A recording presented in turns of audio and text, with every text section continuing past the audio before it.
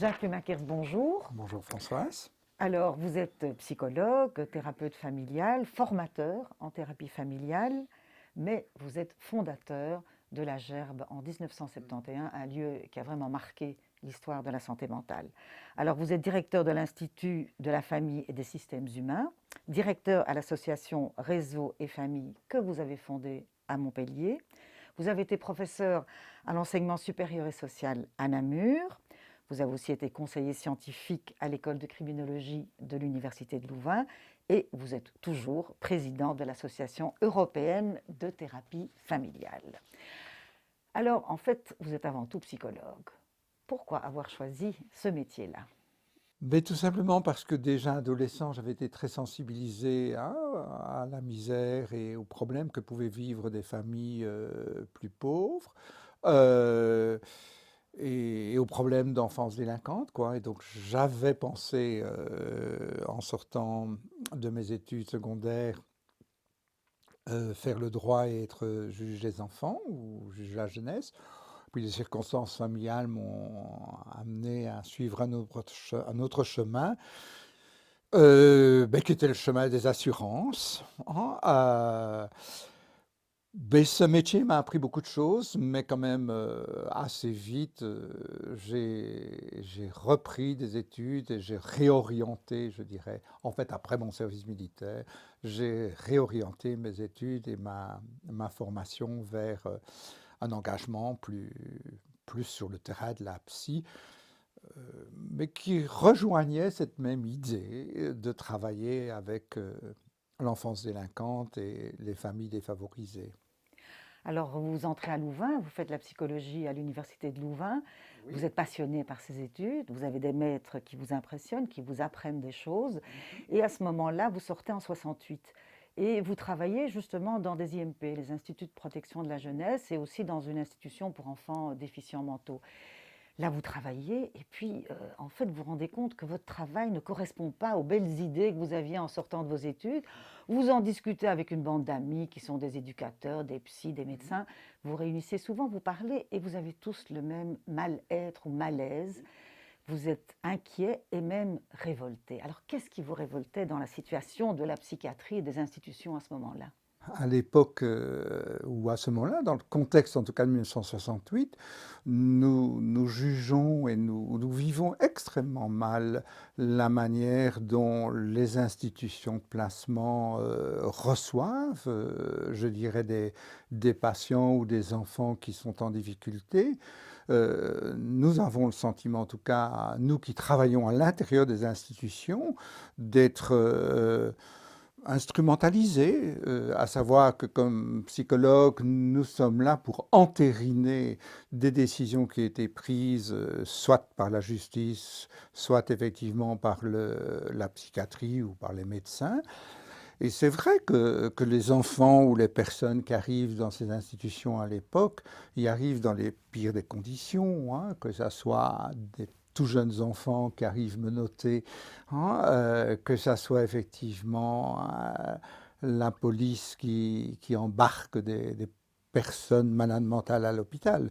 Ça se passe effectivement pas bien du tout. Et à l'intérieur même des institutions, soyons honnêtes, à l'époque, il y a quand même une maltraitance que je peux dire habituelle, structurelle, pas nécessairement de la mauvaise volonté de la part du personnel, hein, du tout, bien au contraire, mais une maltraitance de fait. Il y a des locaux inadaptés. Bon, ben, d'une certaine façon, les patients ou les enfants sont un peu considérés comme des objets, leur famille n'existe pas, les retours en week-end, ça n'existe quasi pas à l'époque. Euh, donc on est face vraiment à quelque chose mais qui nous révolte, hein. Bon, moi, j'avais déjà connu comme adolescent, j'avais eu l'occasion comme adolescent d'aller dans des milieux, des quartiers pauvres, ou d'aller dans des maisons de repos, des asiles de vieillards, comme on disait. Là aussi, c'était un peu horrible, hein. Je me rappelle ces salles où tous ces vieux sont assis dans des fauteuils, liés au fauteuil, avec un crachoir à côté, hein, qui est une espèce de pisse-pot, excuse l'expression, mais qui est un crachoir, hein, parce que les gens chiquaient. En psychiatrie, bon, ben, on était face aux douches froides, à la baignoire, hein, dans lequel on met un malade, comment dirais-je, dans de l'eau plus ou moins tiède, puis l'eau se refroidit avec une planche de telle façon que la tête qu'il n'y ait que la tête qui dépasse. Donc on est Et tout vraiment... ça existait encore fin Ah oui, 60 et vous avez constaté tout ça. c'était Oui, tout à oui, fait, oui, hein. oui. Donc là, comme jeune professionnel, ben, on était au cœur de cela, avec nos idées de psy, euh, où quelque part on était amené à cautionner. Et donc, Et c'est pas ce que vous aviez appris pendant vos études, du avec votre formation Du quand même à la tout, psychanalyse, à la tout, psychothérapie, à au la... contraire. Maintenant, ben, on avait quand même un peu compris, je dirais que la psychologie à l'époque, elle était d'abord à destination, bon, ben, effectivement, des gens qui pouvaient payer, des gens qui étaient riches, qui avaient la culture pour effectivement, par exemple, accepter de faire une psychanalyse. Mais sur le terrain, effectivement, des populations plus défavorisées, la psycho était quasi inaccessible. D'où à un moment donné, notre révolte va nous amener à réfléchir entre amis, à intégrer bien sûr les idées du temps quand même, hein. C'est C'était clair quoi que les idées du temps? 1968, c'était l'idée quand même que, bon, mais comment dirais-je, que chacun prenne un peu plus ses responsabilités De et de participation? participation, que c'était l'idée effectivement que la communauté, ou oui, que les gens dans un quartier pouvaient s'organiser. On avait réfléchi aussi à la relation, le pouvoir, celui qui domine et l'opprimé, Tout à le fait. Et comment, marginalisé. pour finir, notre analyse, c'était quand même que l'utilisation, hein, des institutions de placement, alors que ça soit l'hôpital psychiatrique, que ça soit le home pour vieillards ou que ce soit les maisons de la protection de la jeunesse, c'était toujours dans des conditions d'urgence et dans de mauvaises conditions que cette exclusion se faisait. Et donc vous réfléchissez à cette crise qui en général Oui, emmène les personnes à et, l'hôpital. et qui est quand même partagé, hein. Nous ne sommes pas les seuls, hein. Le 13e arrondissement existe déjà à Paris, où l'idée c'était bien, hein, d'essayer d'avoir une possibilité disons, pour la population d'avoir accès à la psychiatrie de façon ambulatoire et non pas à travers l'hôpital. Donc, mais c'était évidemment des projets embryonnaires, enfin pas embryonnaires, pilotes quoi, hein. Le 13e, il était tout seul à Paris, quoi, pour parler clair. Donc vous réfléchissez à tout ça et avec ses amis, qu'est-ce que vous décidez à ce moment-là? Alors là, pour nous, c'est assez clair que notre idée, en termes, je dirais, plus de projet, c'est la certitude que si on s'installe dans un quartier, qu'on s'insère dans un quartier, en l'occurrence un quartier défavorisé, et qu'on est là, présent au moment où la crise survient, nous pensons pouvoir relever le défi que dans ce cas-là, on peut peut-être proposer des alternatives à l'exclusion sociale que représentaient pour nous les institutions, sans cependant en arriver à quelque chose d'extrême qui dirait les institutions, elles sont tellement mauvaises qu'elles doivent disparaître. Autrement dit, nous n'avons pas du tout repris l'idée de Basaglia en Italie, qui face à une situation italienne qui était encore pire, je dirais, qu'en Belgique, a pensé que la seule solution, c'était une loi qui fermait les hôpitaux psychiatriques purement et simplement. Donc, mais moi, personnellement, je vais toujours continuer à travailler avec l'institution d'hébergement, certain qu'il y avait moyen aussi de changer quelque chose à l'intérieur. Et comment vous faites alors? Vous dites que vous choisissez un quartier défavorisé et vous arrivez avec tous vos amis et vous dites, eh bien, on va faire quelque chose. Alors, Non, bon, qu'est-ce que vous faites? on va là-bas être. Bon, c'était l'époque peut-être aussi, oui, enfin, je sais pas, c'était notre façon de penser à l'époque.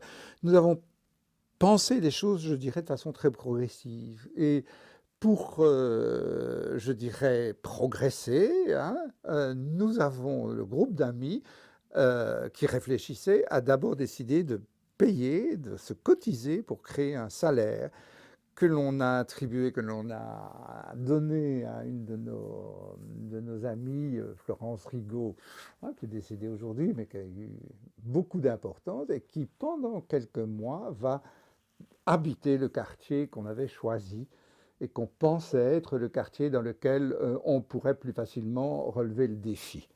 Donc elle fait une espèce de photographie sociale de Elle ce va habiter le quartier. quartier, elle participe à toutes les activités, les fêtes paroissiales, les fêtes d'école, elle se promène dans le parc Josaphat puisque c'est dans le quartier, Elle va au elle café? va au café, elle, tout- toutes les possibilités, je dirais, socioculturelles, elle s'y montre présente sans jamais, je dirais, dévoiler qui elle est particulièrement. Donc à ce moment-là, elle est vraiment notre tête chercheuse à l'intérieur du quartier. Elle fait aussi évidemment un travail, je dirais, de repérage extrêmement concret. On repère tous les généralistes, on repère effectivement comment, au niveau de la santé physique, mais mentale aussi, comment effectivement les gens du quartier se débrouillent. Hein. C'est quand même un grand quartier hein, qui doit sûrement faire plus de 20 000 habitants, hein, même si c'est un quartier, disons, qui fait plus ou moins hein, 1,5 km², hein, c'est petit. Et Hein. elle vous dit, il y a du boulot. Non seulement il y a du boulot, mais elle commence à créer des premiers contacts. Hein. Elle identifie un certain nombre de besoins, ou en tout cas un certain nombre de, de processus et oui, de processus qui font que les gens, bah, par rapport aux problèmes, que ce soit des problèmes scolaires, que ce soit des problèmes bah, de pension alimentaire qui n'arrivent pas, enfin tous les problèmes sociaux. Elle est extrêmement présente dans le quartier et tous les 15 jours, on fait un peu le point avec elle avant de décider, OK, ça va, nous nous installons. Et notre idée, c'était effectivement que tous ceux de ce groupe d'amis qui étaient prêts à quitter leur profession, leur engagement professionnel là où ils étaient, c'était de venir habiter le quartier et de travailler à l'intérieur du quartier. C'est à ce moment-là qu'on va décider de louer une maison qui sera un tout petit peu Le lieu. le lieu de la gerbe. Pourquoi l'appeler la gerbe? Nous avons pensé la gerbe, comme on était un peu dans la mouvance analytique, on a d'abord voulu appeler ça le tiers. Parce que c'était un peu l'idée d'être tiers au moment même de la crise, aussi parce que la maison qu'on venait de louer était dans une rue qui montait assez fort, hein, et que dans mon pays wallon verviétois, hein, on appelle hein, le tiers, c'est la montagne, quoi. Hein, hein. Et cette idée n'est pas passée, et à un moment donné, on a pris une idée plus globalisante, qui était l'idée de la GERP, c'est-à-dire l'idée que nous allions mettre ensemble des pratiques que je peux, oui, donc qui étaient morcelées, des pratiques qui étaient parcellisées. Et c'est vrai que le début de la GERP, dans le projet, va associer à la fois un travail autour de la protection de la jeunesse, un travail de développement communautaire et un travail de psychiatrie enfants et adultes.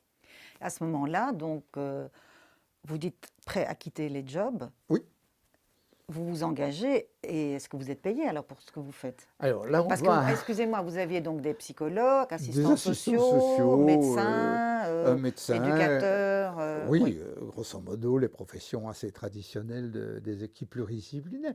On va trouver un accommodement ou un modus, si vous voulez, Vivendi, relativement original.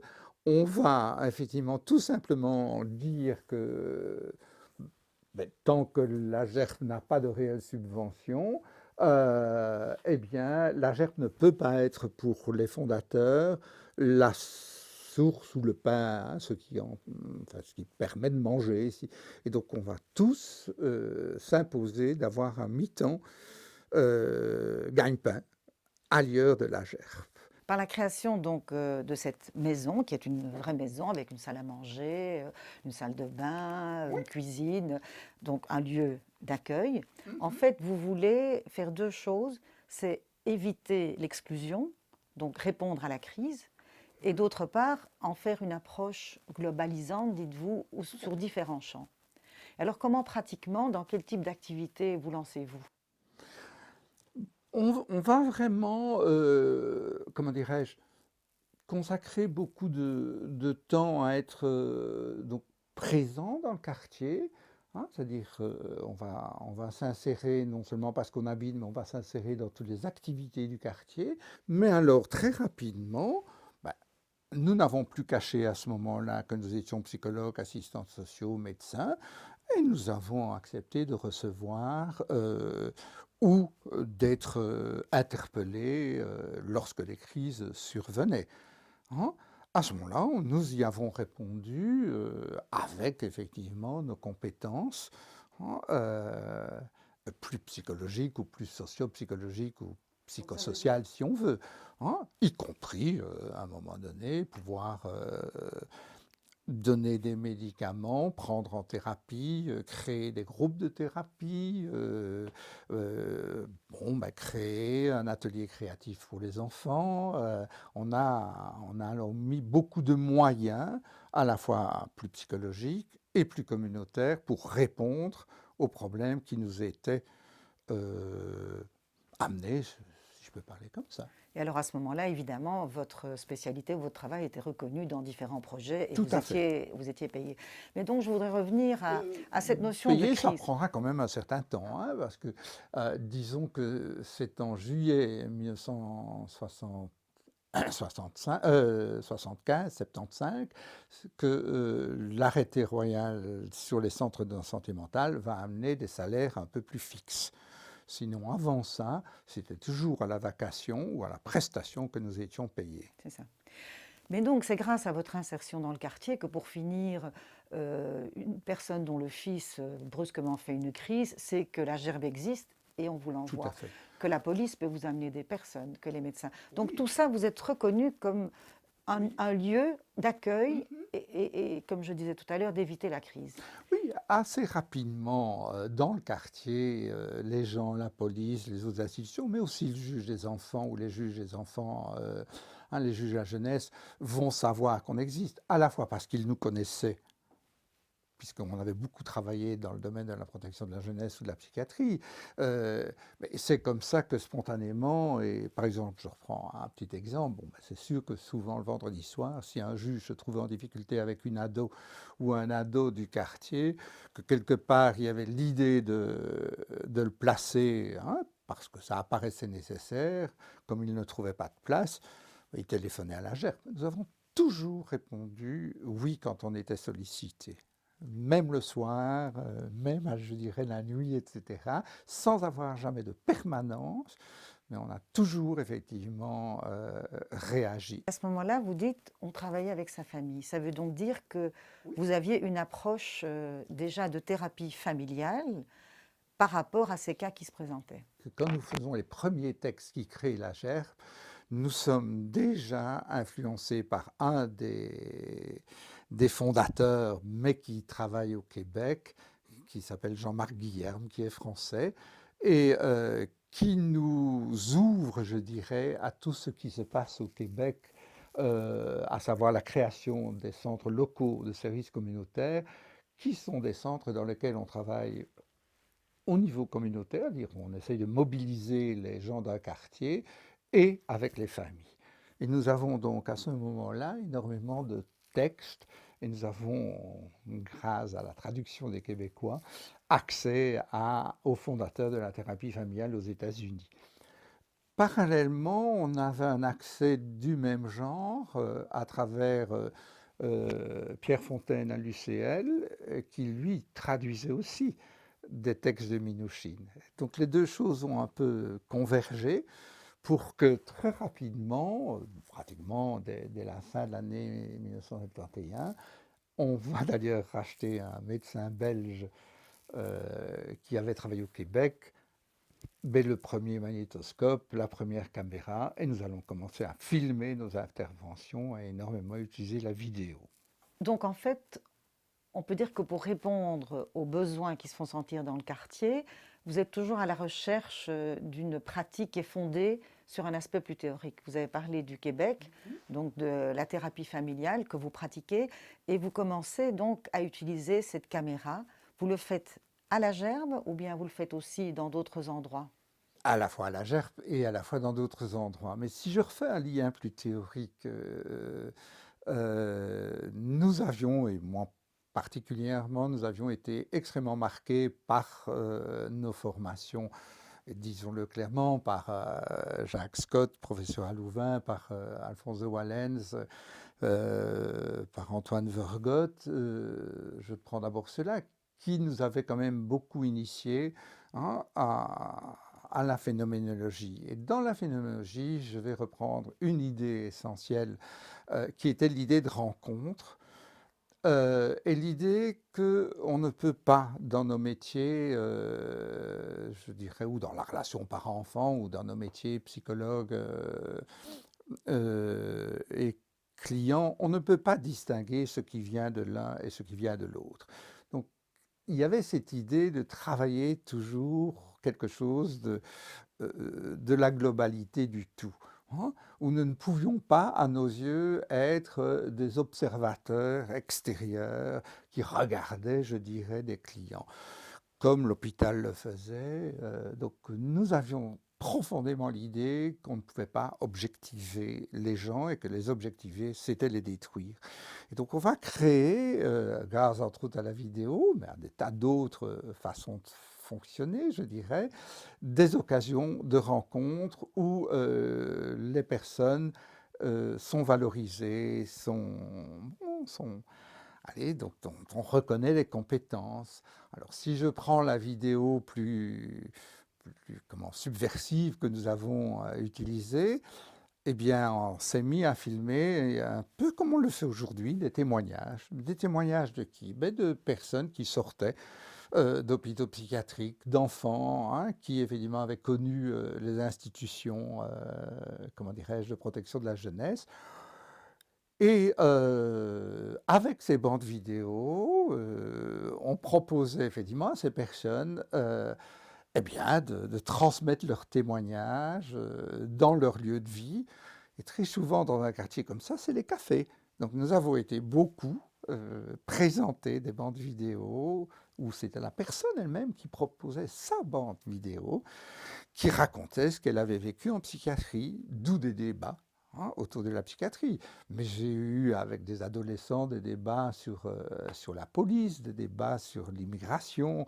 Donc on a beaucoup utilisé la vidéo comme outil, je dirais, de sensibilisation communautaire, mais qui mettait ben, l'adolescent ou les adolescents ou les personnes qui avaient connu l'hôpital psychiatrique, qui les mettaient en valeur. Ils présentaient leurs propres témoignages. Et nous étions les animateurs du débat.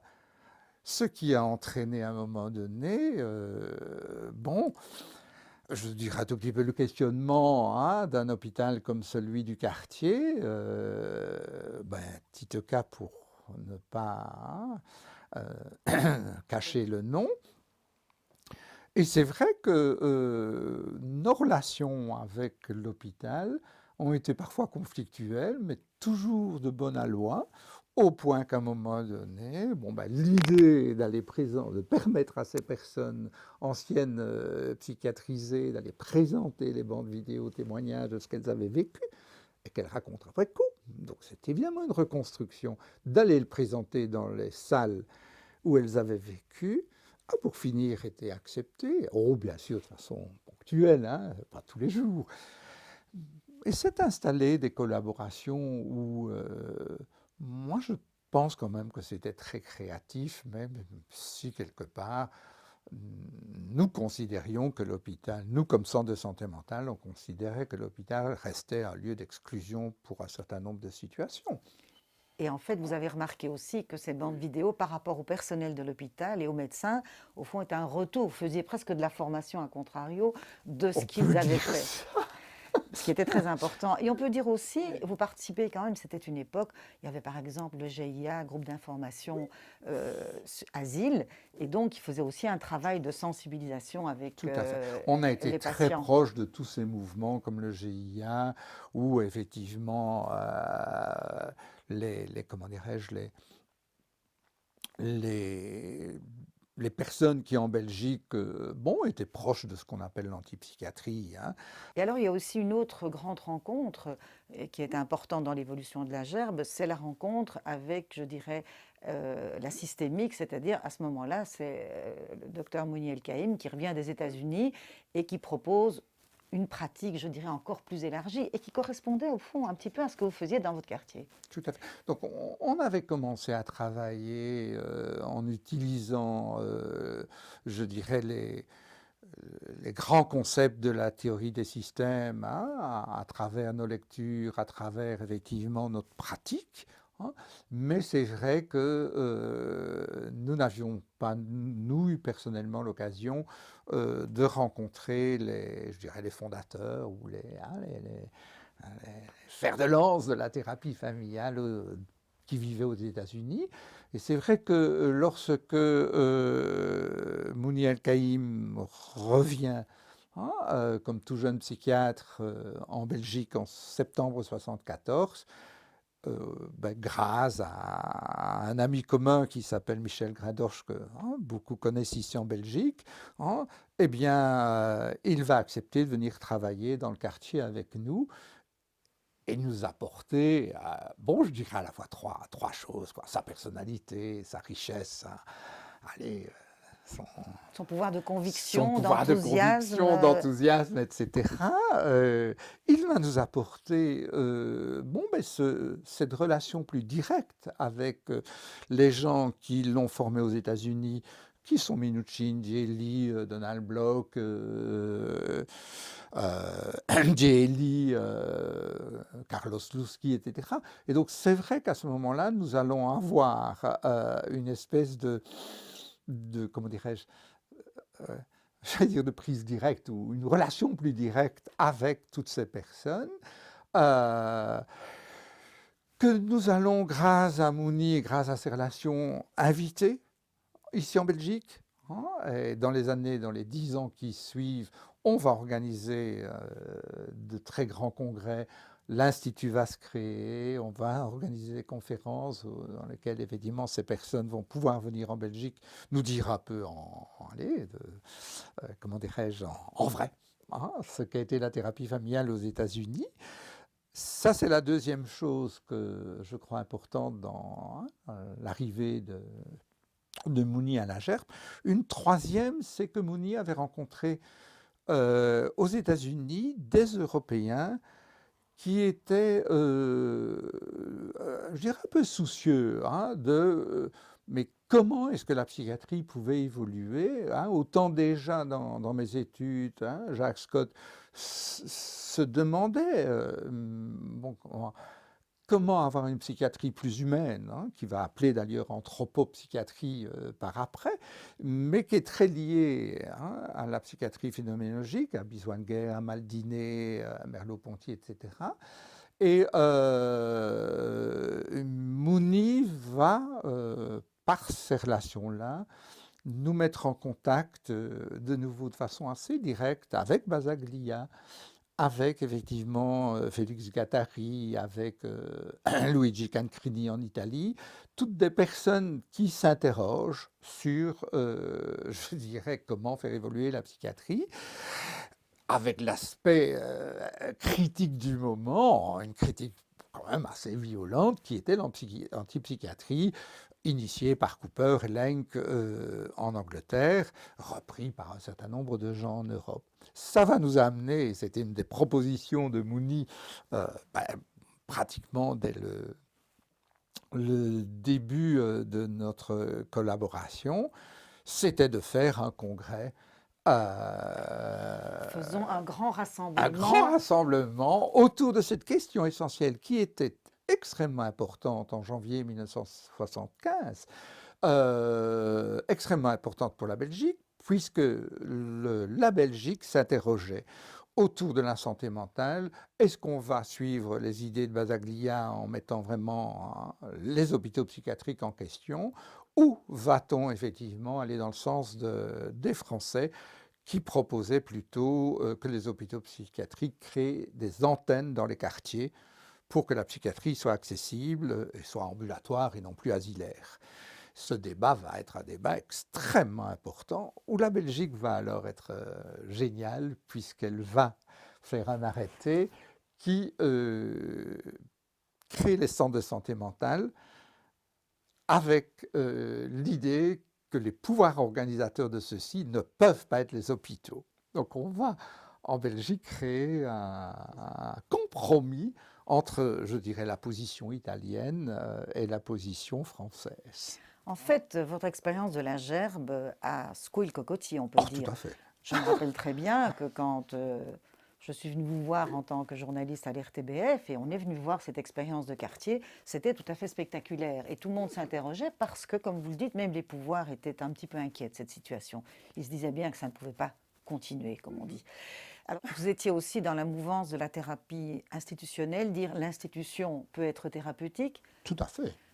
mais pourtant, vous avez toujours refusé l'institutionnalisation de la gerbe. Alors, à la fois, on dit l'institution avec ses différents éléments, ses différentes personnes peut être thérapeutique, comme vous le dites, comme à la Borde, par exemple, Oui. ça se faisait. Chez Et Jean puis, Houry ou Gattari, oui. oui. Mais par contre, vous disiez attention, il ne faut pas trop se figer. Pourquoi?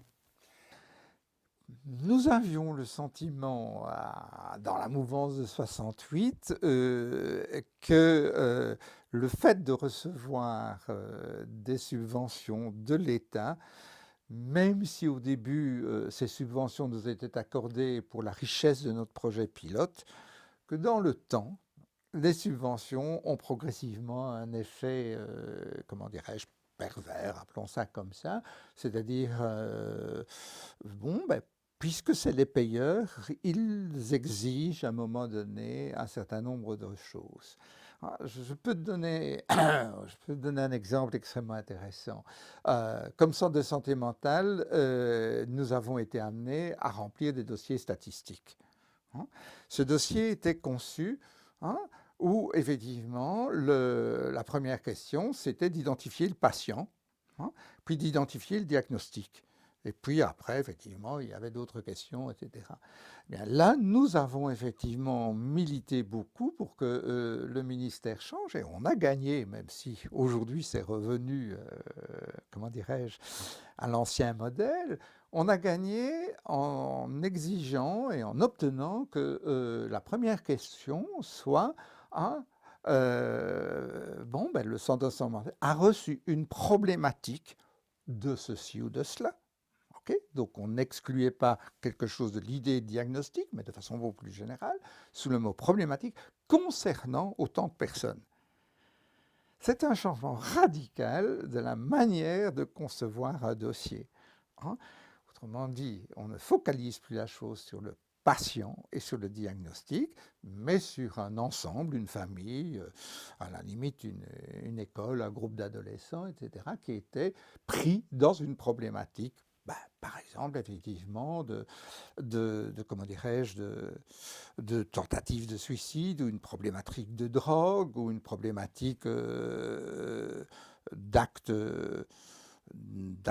comment dirais-je, qui mettent la vie en péril, quoi, hein, d'actes, comment est-ce qu'on les appelle De encore, violence ou de violence, etc. Et donc, c'était extrêmement intéressant que pendant un certain temps, hein, le ministère avait accepté que les dossiers se fassent sous cette forme-là, qui dit notre idée de globalisation. Qui a toujours traversé votre Oui, travail. tout à fait. Mais donc, pour conclure par rapport à cette institutionnalisation, à un moment donné, vous dites, eh bien, je ne peux pas rester à la gerbe parce que je m'encroute d'une certaine manière, ou je me fossilise dans une attitude, où je ne me remets pas en question. Je dirais que, comme fondateur de la GERF, le petit groupe d'amis, on avait estimé, alors ça c'est nos utopies, on avait estimé bon, ben, un projet comme celui-là peut durer une douzaine d'années et que progressivement, après 10, 12 ans, bon, il valait mieux l'arrêter et que des plus jeunes ou d'autres recréer des choses. Alors, c'est vrai que nous allons être en grande difficulté sur ce terrain-là parce que autant la GERP a commencé au début des années 70, hein, 12 ans après, c'est 82, les chocs pétroliers sont passés, le chômage est devenu endémique, hein, tant pour les gens du quartier que pour les professionnels. Et donc, c'est vrai que la gerbe a grandi et les professionnels sont nettement plus nombreux, ça, une grosse vingtaine, un peu plus. À ce moment-là, les plus jeunes ne rentrent pas du tout dans notre idée énoncée au début de la gerbe. Et donc, on va là entrer dans un certain conflit avec les plus jeunes qui, eux, pensent, à raison si je me mets de leur point de vue, qu'ils ont droit à travailler et que nous, les fondateurs, nous ne pouvons pas effectivement s'aborder la GERP comme on en a eu l'idée théorique, enfin l'idée utopique comme ça au début.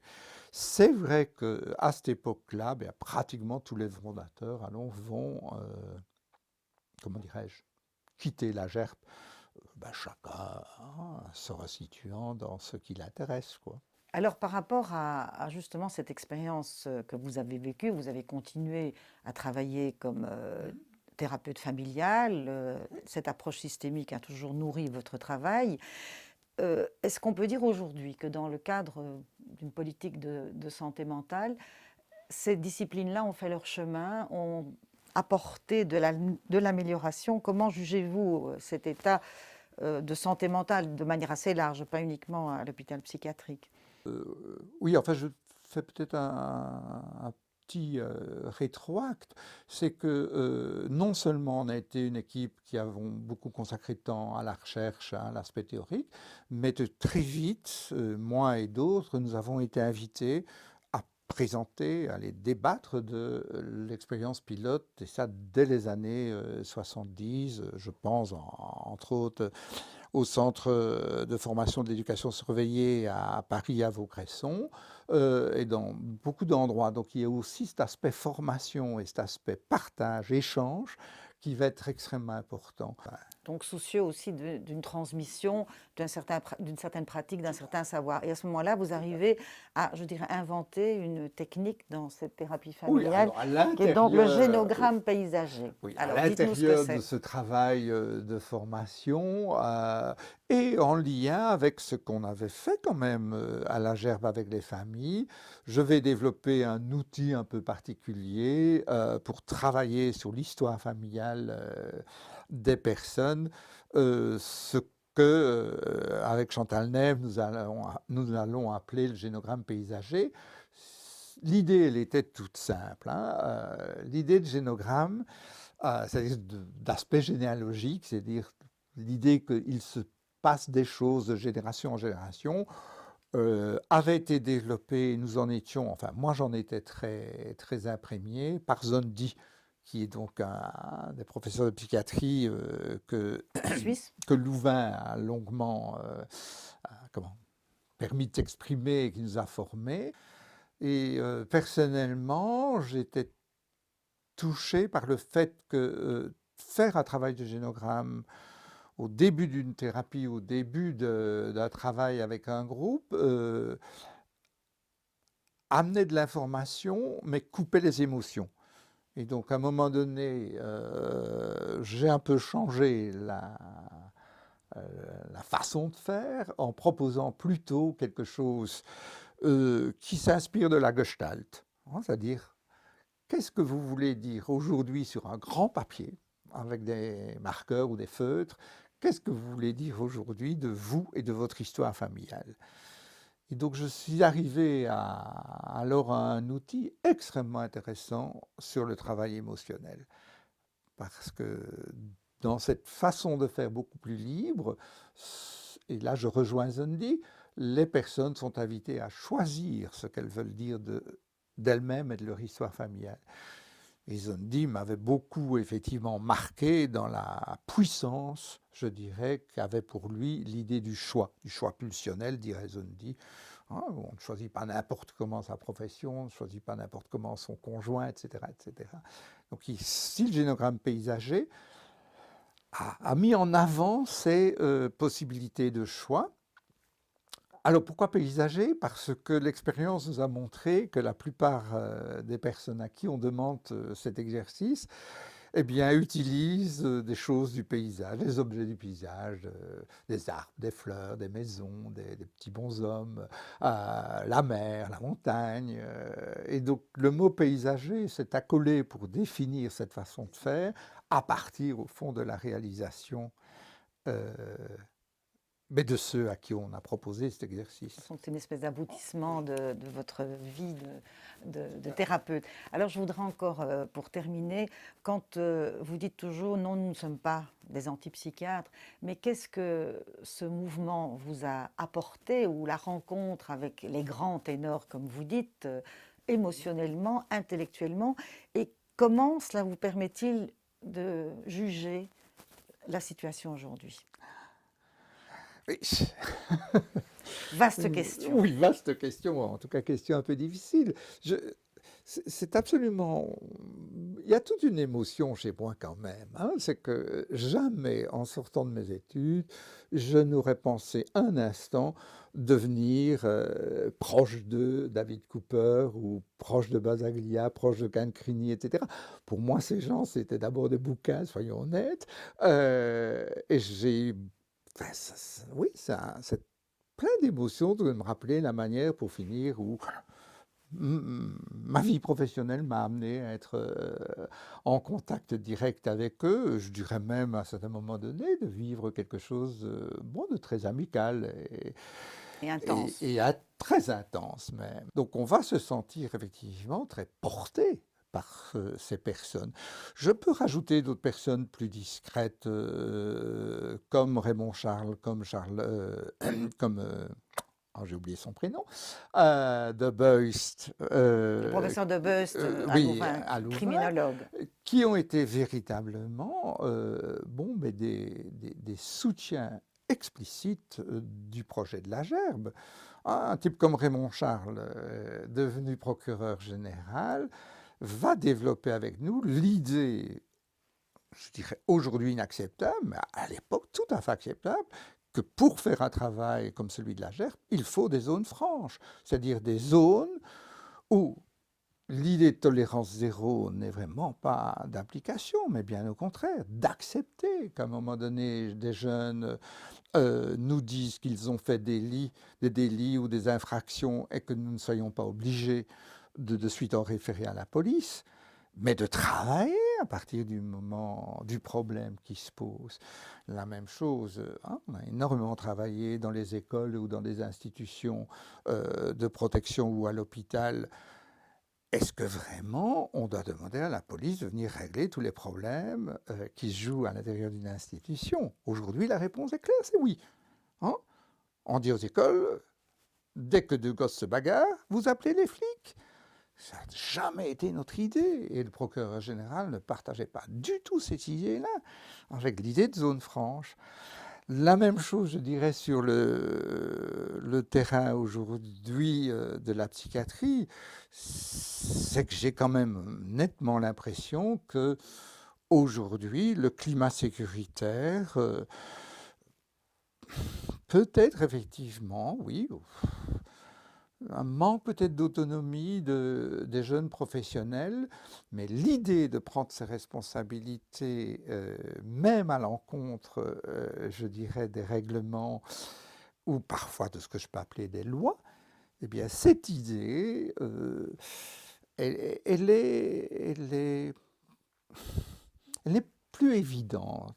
Je ne doute pas qu'il y ait un certain nombre de jeunes qui, quelque part, pensent qu'il faudrait à un certain moment donné être militant et désobéir de façon citoyenne. Hein.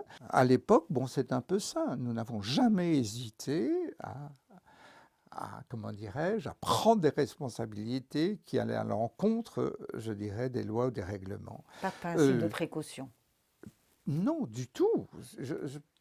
peux, Françoise, reprendre des choses qui, moi, me touchent très fort. Lorsque, dans le quartier, nous étions, c'est un exemple, nous étions, comment dirais-je, interpellés à minuit par, par une famille ou par un cafetier qui, effectivement, avait un fugueur dans son café, hein, moi, nous allions toujours dans le café. J'ai discuté des heures avec des fugueurs à l'intérieur des cafés du quartier. Fugueurs qui venaient d'habitude d'ailleurs, hein, parce que le centre-ville, la gare du Nord, N'est pas loin. attire. Hein. Il est évident que jamais je n'ai pensé que je devais effectivement dénoncer à la police ce genre de choses. Je travaillais, et si le fugueur à un moment donné me disait je fous le camp, je ne pouvais pas l'en empêcher, même si j'avais passé une heure avec lui. Aujourd'hui, on appellerait d'abord la police. En fait, Jacques Plumackers, vous vous êtes lancé vraiment dans une grande aventure là, dans les années 70. Peut-être est-ce beaucoup plus difficile pour les jeunes aujourd'hui de recommencer une expérience de changement et presque de révolution. Je le pense un petit peu, hein, même si fondamentalement, je crois que chacun d'entre nous garde toujours le choix hein, de s'engager, d'être militant. Mais c'est vrai que le contexte général de la société est au sécuritaire, est au principe de précaution, que je ne critique pas en soi, mais qui quand même ne devrait pas arriver à empêcher de prendre des risques, parce que dans nos métiers, on doit prendre le risque de la rencontre, le risque de l'incertitude, le risque effectivement d'aller à l'encontre parfois, oui, appelons ça d'un certain nombre de règlements, soit bureaucratiques, soit de type législatif. Par contre, je crois que c'est important pour moi de dire combien je reste émerveillé et souvent quand même plein d'émotions de voir comment des jeunes professionnels ou même parfois des moins jeunes, à travers le travail de formation, évoluent, découvrent, prennent des risques, hein, changent des choses, etc. Donc je ne suis pas du tout dans une espèce de désespérance, mais une inquiétude au niveau de ce que la politique, de façon générale, impose aujourd'hui. Ça, oui, ça c'est clair. Hein. Avec cette question, comment se fait-il que la génération intermédiaire se sente si mal que ça qu'elles doivent multiplier tout cet aspect sécuritaire, à mes yeux, exagéré. Bien, merci pour ces conclusions. Merci aussi pour cet encouragement que vous faites à l'innovation, à la révolte, à ne pas accepter le politiquement correct et à continuer à travailler dans le cadre de la santé mentale parce qu'il y a encore beaucoup de choses à faire. Et oui, sûrement. Merci beaucoup, Jacques Merci Plumackers. Françoise aussi. Merci.